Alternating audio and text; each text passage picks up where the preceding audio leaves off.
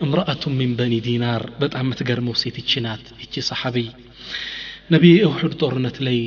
ሙሽሪኮች ነብዩ ሰለላሁ ዐለይሂ ወሰለም እንደተገደሉ መንዛት ጀመሩ ይህ ወሬ ሙስሊሞች ላይ ደረሰ ከዛም መዲና የነበሩ ሴቶች ወደ ጦር አውድማው እየመጡ የነብዩን ደህንነት ማጣራት ጀመሩ እቺ ሴት ከበኒ ዲናር የሆነችውን ታሪክ እንመልከት እቺ ወደ ጦሩ ስትመጣ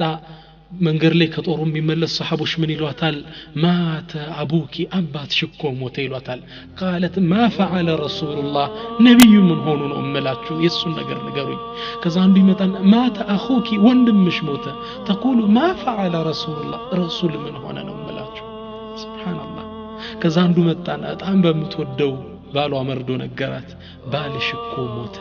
አባቷን ወንድሟን ባሏን እቺ ሴት ግን ይሄን ወላ ረስታ ማለች ما فعل رسول الله يا الله መልእክተኛ ምን ሆነ ነው እምላችሁ ከዛ ምን አሏት قالوا لها انه بحمد الله كما تحبين እስኮ ለአላህ ምስጋና ይግባው እንደምትፈልጊው በህይወት አለልሽ አሏት فقالت اروني ከላየው ተላምን ማለች فاشاروا لها نبي صلى الله عليه وسلم تقوم عصيات فقالت من عليك كل مصيبه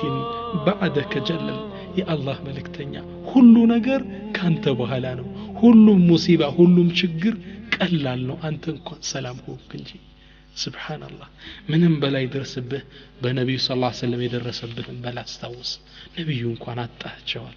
ነብዩ እንኳን ሞተዋል ያን ስታስታውስ ሁሉ በላፊት ያለ አንሶ ይታያል ይህ ለትግስት የሚረዳ ነው